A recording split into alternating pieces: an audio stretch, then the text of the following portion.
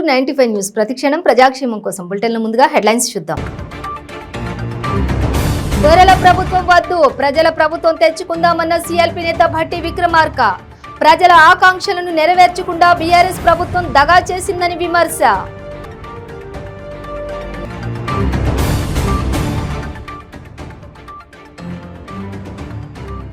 Mega కుటుంబంలో వరుస సంబరాలు. 12 బిడ్డకు జన్మనిచ్చిన రామ్ చరణ్ ఉపాసన దంపతులు.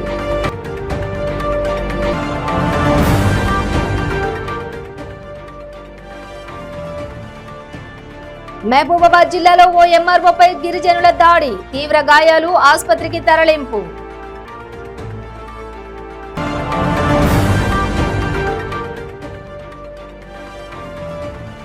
ఆదిలాబాద్ పట్టణంలోని యాపిల్ మొబైల్ స్టోర్లో చోరీ, సీసీ కెమెరాలో రికార్డ్ అయిన చోరీ దృశ్యాలు. ఇక డీటెయిల్స్ చూస్తే పందికొక్కుల్లాగా ప్రజల సంపదను బీఆర్ఎస్ పాలకులు దోపిడీ చేస్తున్నారని, దొరల ప్రభుత్వం వద్దు, ప్రజల ప్రభుత్వం తెచ్చుకుందామని సీఎల్పీ నేత భట్టి విక్రమార్క అన్నారు. 4 కోట్ల ప్రజలను తాకట్టు పెట్టి 5 లక్షల కోట్ల రూపాయలు అప్పు చేసి కేసీఆర్ రాష్ట్రాన్ని దివాలా తీయించాడని సీఎల్పీ నేత భట్టి విక్రమార్క విమర్శించారు.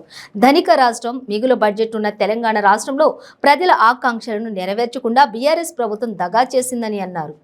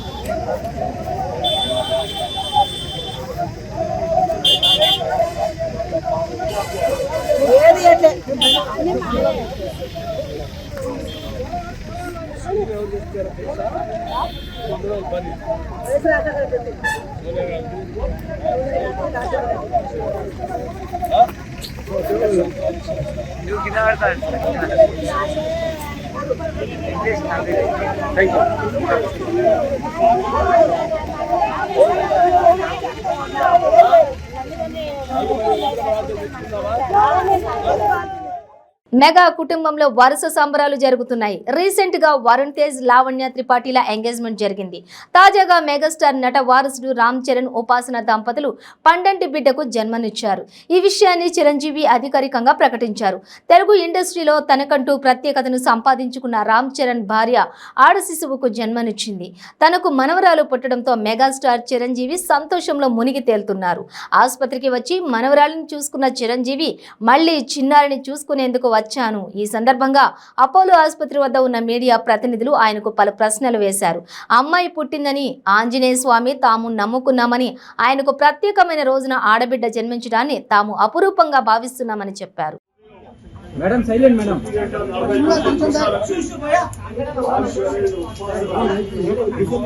ఆడబిడ్డకి జన్మనిచ్చారు.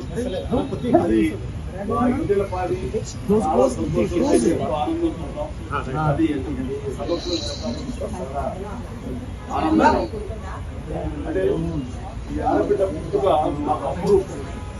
దానికి కారణం ఎన్నో సంవత్సరాలుగా మేము వాళ్ళిద్దరూ తల్లిదండ్రులు అవ్వాలి, మా చేతిలో బిడ్డలు పెట్టాలని మేము కోరుకుంటున్నాము.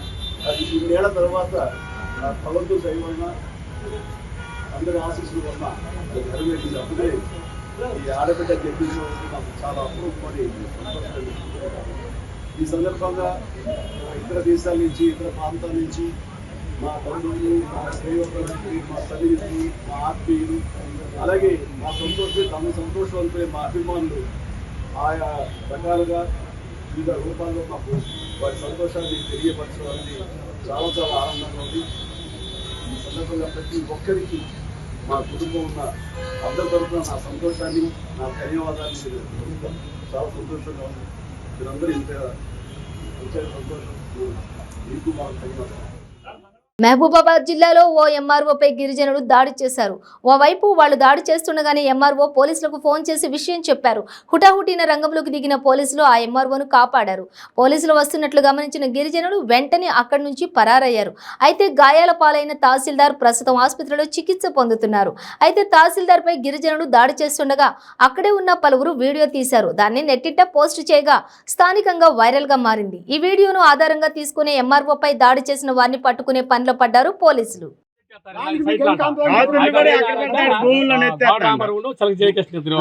వాళ్ళిద్దరు తోలేరట. మేమైతే అది వెళ్ళిపోతే అడ్డట్లేదు. అయితే ఎస్సీ గారు వస్తారంటే వస్తారంటే ఉండమని మేము అలా డేట్ ఆరంటే మీకు చలక జయకృష్ణ గౌడ రామారావు తీసిమారు అన్నారు. ఆగే గౌడ రామారావు చలక జయకృష్ణ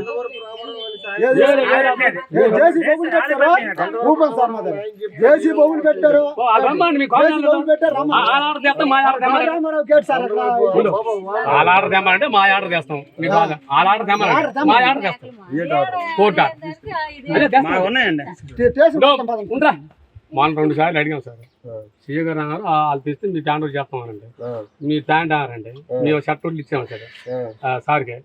ఇచ్చేస్తే చూస్తాము 4 నెల 13వ తారీఖున హైకోర్టులో వాయిదా ఉంది కదా అప్పుడు దాకా ఆగండి అన్నారు. అంతే ఆగులే 13 తారీఖు దాకా మేము ఎప్పుడు ఆగి ఉన్నామండి. కాబట్టి ఎంక్వైరీ చేసుకోవాలి.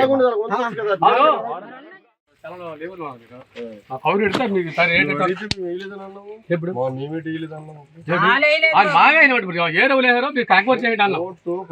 గొడవ అవుతుంది. మేము వేరే పనికి వెళ్ళండి. నేను వస్తుంది ఏడు గొడవ అవుతుందంటే ఏడు 1-2 జరిగిపోయి అడుగు వెనకాల అప్పుడు వచ్చాను. నేను వచ్చి ఏడు లేకంటే ఆగంటారు బాబు ఏడు చేయకండి ఆ లెబులతో వాళ్ళు అడగాడు. కానీ ఇప్పుడు అనవసరం ఏంటి కానీ డబ్బు నేను వచ్చే లాభం అడుగు సార్ రేగులు ఎవరు తీసేస్తామన్నారు. ఫోన్లో ఎవరు చెప్పారు సాయంత్రం పూర్తి స్పీచ్లో ఉన్నది. సార్ సార్ సార్ సార్ మాట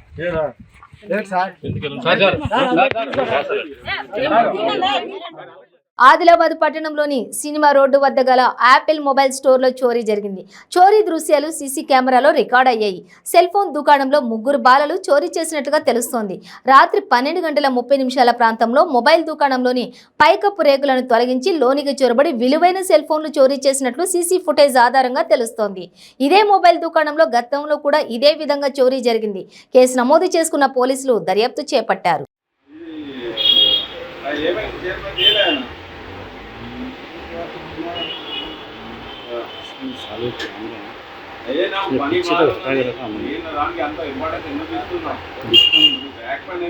అందుకొరకు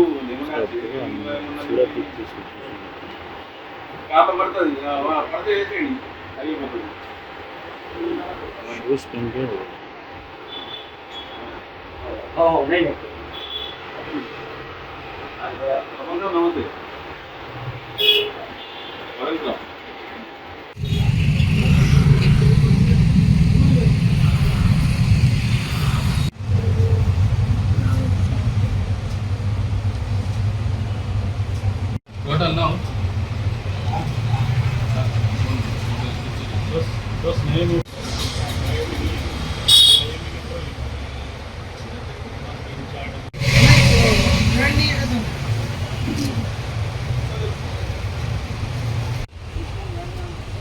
इससे फटे में और वो ही रहते कोई 12:36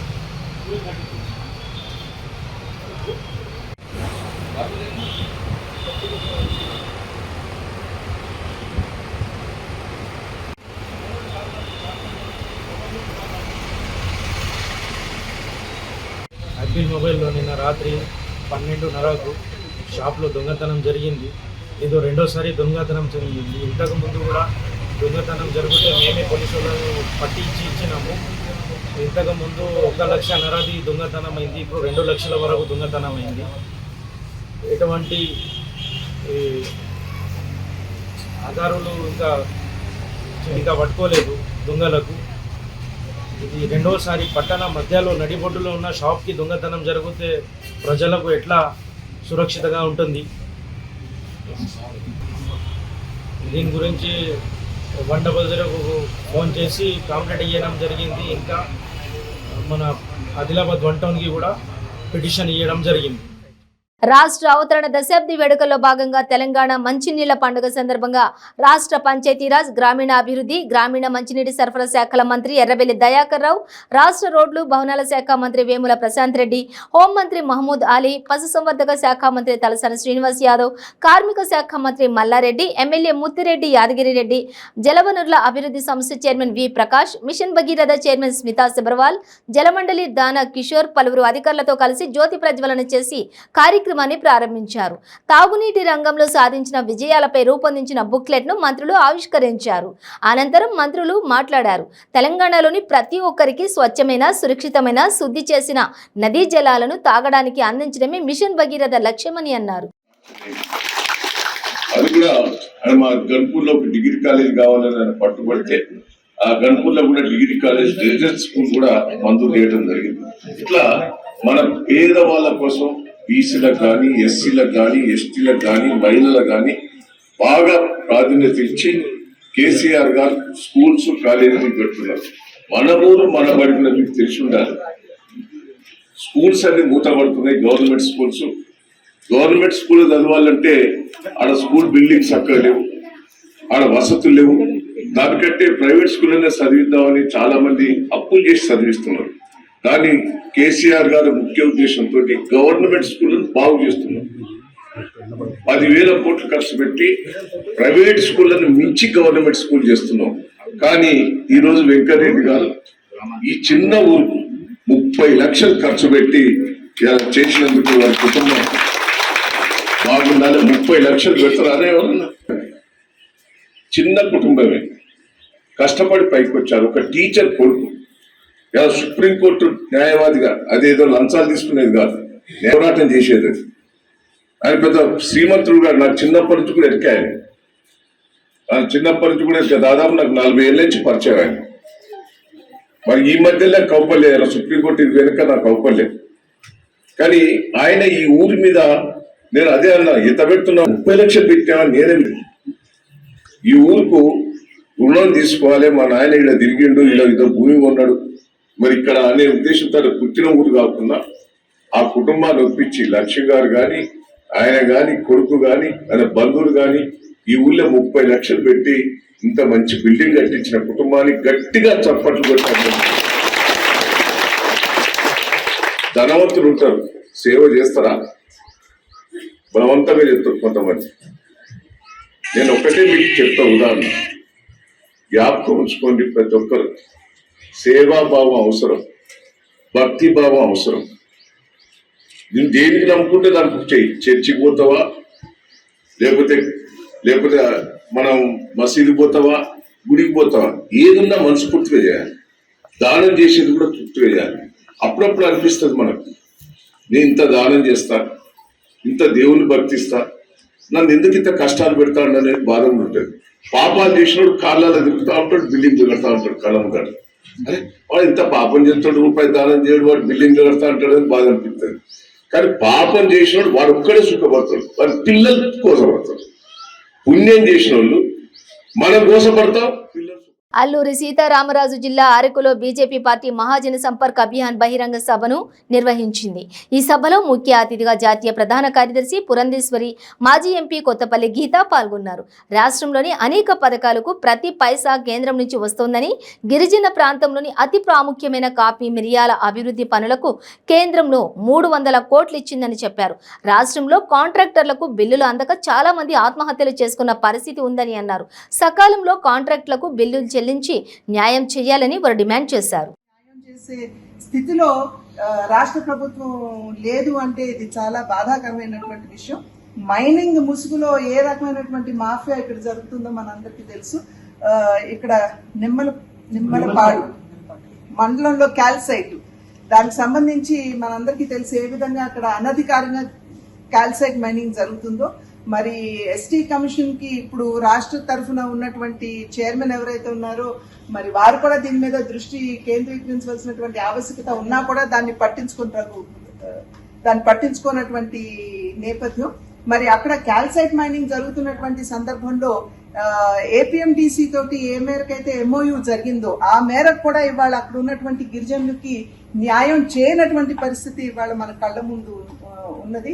మరి అదేవిధంగా ఇక్కడ ఉన్నటువంటి ఎమ్మెల్యే గారు కూడా భూ కబ్జా అంటే వారు కావాల్సినటువంటి వైఎస్ఆర్సీపీ కార్యాలయం నిర్మాణం చేసుకోవాలి అన్న నెపం మీద భూ కబ్జా చేసినటువంటి విషయాలు కూడా ఇక్కడ ప్రజలు గమనించకపోలేదు అని చెప్పి నేను మీ ద్వారా తెలియజేస్తున్నాను.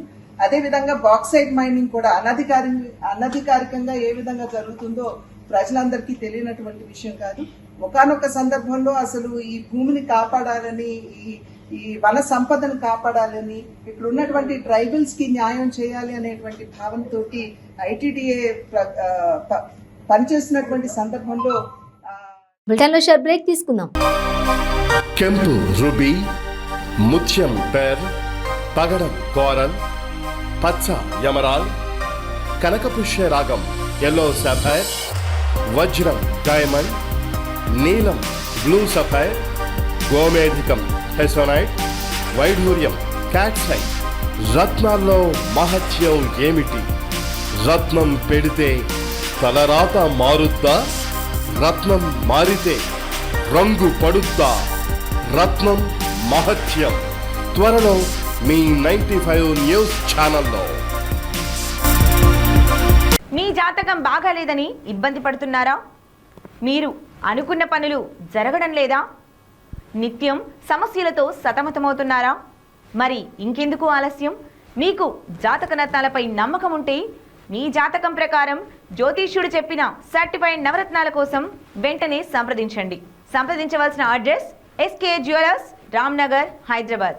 నెంబర్ 9640261234. మీ పెళ్లి రోజు, పుట్టినరోజులు, మరే ఇతర శుభ కార్యక్రమాలకైనా మీ బంధువులకు, శ్రేయోభిలాషులకు శుభాకాంక్షలు చెప్పాలనుకుంటున్నారా? మీ ఇంట్లో జరిగే శుభకార్యాలను టీవీలో చూడాలనుకుంటున్నారా? అయితే ఆలస్యం ఎందుకు? 95 న్యూస్ అందిస్తుంది మీకు ఆ అద్భుతమైన అవకాశం. ఆలస్యం ఎందుకు? స్క్రీన్ పై కనిపించే ఈ నంబర్కు వెంటనే డయల్ చేయండి. మీరు చెప్పే శుభాకాంక్షలు ప్రత్యక్ష ప్రసారంలో చూడండి. మీరు డయల్ చేయవలసిన number 9912696750. Welcome back to 95 news. మద్యం సేవించడం మానేసి తన కుటుంబాన్ని ఆదుకోవాలని డిమాండ్ చేసిన ఓ వ్యక్తి తన సోదరి, బావమరిదితో పాటు వారి కుమార్తెపై కూడా పెట్రోల్ పోసి నిప్పంటించాడని పోలీసులు తెలిపారు. ఈ సంఘటన తాడిపత్రి రూరల్ మండలం చుక్కలూరు రోడ్లో చోటు చేసుకుంది. తీవ్రంగా గాయపడిన ముగ్గురిని కర్నూలు ప్రభుత్వ ఆసుపత్రికి తరలించారు. ఘటనా స్థలం నుంచి ఆ వ్యక్తి పరారయ్యాడు. మద్యానికి బానిసైన రమేష్ రెడ్డి కుటుంబాన్ని పోషించడం లేదని పోలీసులు తెలిపారు.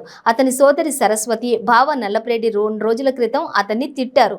దీంతో రెచ్చిపోయిన రమేష్ రెడ్డి వారిని తొలగించుకోవాలని నిర్ణయించుకున్నాడు. అతను వెళ్లి చుక్కలూరులోని స్లాబ్ ఫ్యాక్టరీలో నిద్రిస్తున్న తన సోదరి, బావ, వారి కుమార్తె పూజితపై పెట్రోల్ పోశాడు. వారిని తగలబెట్టాడు. పరిస్థితి విషమంగా ఉన్న వారిని ఇరుగు పొరుగు వారు కర్నూలు ప్రభుత్వ ఆసుపత్రికి తరలించారు. రమేష్ రెడ్డిపై తాడిపత్రి రూరల్ పోలీసులు కేసు నమోదు చేసి అతని కోసం గాలింపు చేపట్టారు.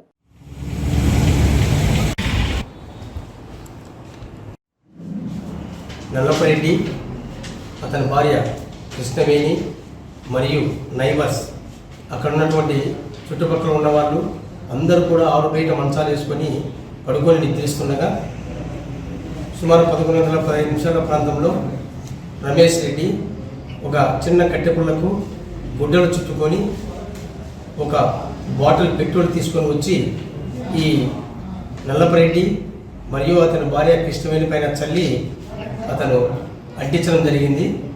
ఆ అంటించినప్పుడు మంట ఒక్కసారి పైకి రావడంతో ఆ ఫ్లేమ్స్ ముద్దాయికి కూడా చేతులు కాలినాయి. అలాగే కృష్ణవేణి, ఆమె భర్త నల్లపరెడ్డి, వారికి కూడా మొత్తం ఈ కాలిన గాయాలైనాయి బాడీ అంతా. అట్లాగే పక్కనే పడుకొని ఉన్న పూజిత అని ఏజ్డ్ ఒక 13 years, ఈ అమ్మాయికి కూడా చేతులకు సింపుల్ గాయాలు కావడం జరిగింది. దీని తర్వాత ముద్దాయి అక్కడి నుంచి తప్పించుకొని పారిపోయాడు. పారిపోయిన తర్వాత పోలా రమాదేవి పోలీస్ స్టేషన్కి వచ్చి ఇచ్చిన ఫిర్యాదు మేరకు ఇది ఫస్ట్ అటెంప్ట్ మర్డర్ కింద కేసు నమోదు చేయడం జరిగింది. తర్వాత సబ్సిక్వెంట్గా 18వ తేదీ అంటే వీళ్ళను హాస్పిటల్కు షిఫ్ట్ చేసినాక తాడిపత్రి హాస్పిటల్ ప్రథమ చికిత్స చేసుకొని అక్కడి నుంచి అనంతపురం వెళ్ళి అక్కడి నుంచి కూడా మెరుగైన చికిత్స కొరకు కర్నూలుకి వెళ్ళి గెలీలియో అనేటటువంటి ప్రైవేటు ఆసుపత్రిలో వీళ్ళు నల్లపరెడ్డి మరియు అతని భార్య అక్కడ చేరడం జరిగింది. అక్కడ ట్రీట్మెంట్ తీసుకుంటూ 18/6/2023 తేదీ సాయంత్రము ఈ నల్లపరెడ్డి మరణించడమైనది సదరు 12 గాయాల వలన. అలాగే ఇప్పుడు ప్రస్తుతానికి అతని భార్య కృష్ణవేణి ఇంకా అక్కడ చికిత్స తీసుకుంటూ ఉంది. తర్వాత ఈ ముద్దాయి ఇక్కడ నుంచి పారిపోయిన తర్వాత ఇతను కర్నూలు జిల్లా చేనేత 11 రకాల వస్త్రాల రిజర్వేషన్ చట్టాన్ని పకడ్బందీగా అమలు జరపాలని ఆంధ్రప్రదేశ్ చేనేత కార్మిక సంఘం యునైటెడ్ ఫ్రంట్ నాయకులు డిమాండ్ చేశారు. పశ్చిమ గోదావరి జిల్లా నరసాపురం సబ్ కలెక్టర్ కార్యాలయం వద్ద సమస్యల పరిష్కారం కోరుతూ ధర్నా నిర్వహించారు. అనంతరం సబ్ కలెక్టర్ ఎం సూర్యతేజకు వినతి పత్రం అందజేశారు. ఈ సందర్భంగా సిపిఎం నాయకులు ముచ్చెర్ల త్రిమూర్తులు మాట్లాడుతూ నిల్వ ఉన్న చేనేత వస్త్రాలను ప్రభుత్వం తక్షణమే కొనుగోలు చేయాలన్నారు. చిలప, నూలు, చేనేత వస్త్రాలపై విధించిన జీఎస్టీని తక్షణమే రద్దు చేయాలన్నారు. నేతన్న నేస్తం పథకాన్ని షెడ్డు మగ్గాల నేతలకు, ఉపవృత్తులు కార్మికులకు కూడా వర్తింపచేయాలని కోరారు.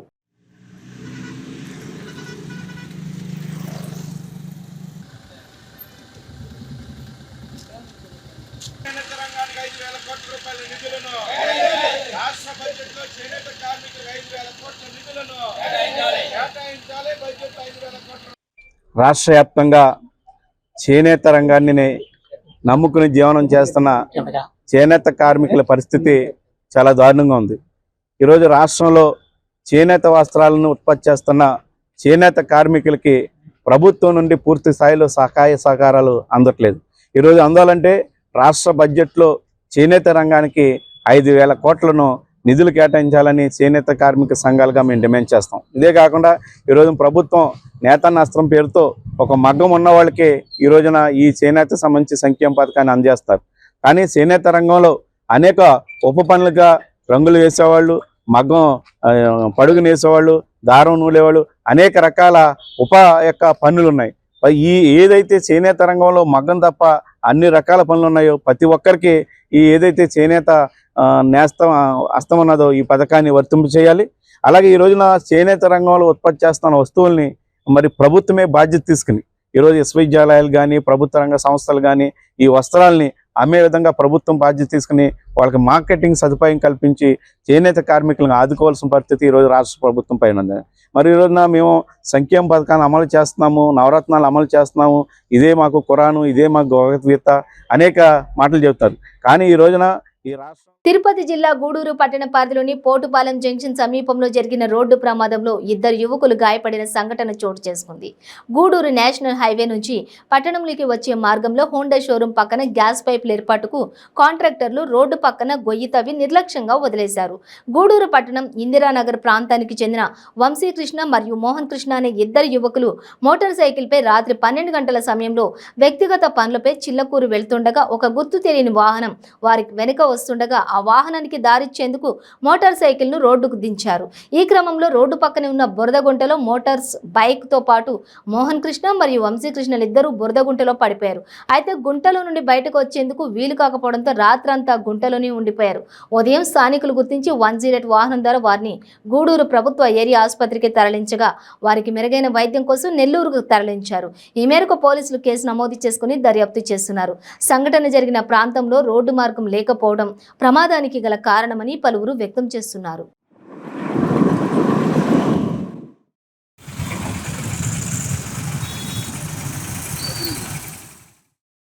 ఎవరిది ఇది? రామకృష్ణదా? అదే రామకృష్ణదా?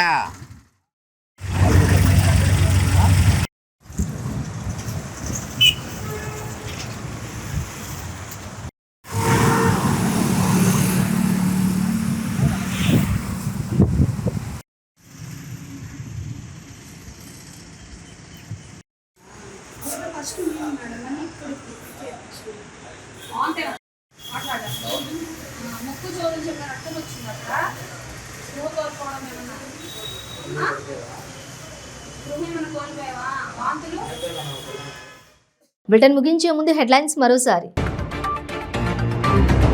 దొరల ప్రభుత్వం వద్దు, ప్రజల ప్రభుత్వం తెచ్చుకుందామన్న సిఎల్పి నేత భట్టి విక్రమార్క. ప్రజల ఆకాంక్షలను నెరవేర్చకుండా బీఆర్ఎస్ ప్రభుత్వం దగా చేసిందని విమర్శ.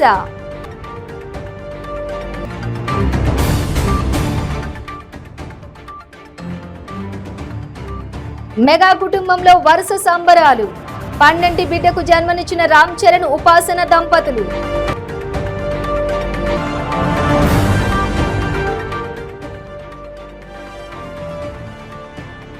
మహబూబాబాద్ జిల్లాలో ఓ ఎంఆర్ఓపై గిరిజనుల దాడి, తీవ్ర గాయాలు, ఆసుపత్రికి తరలింపు.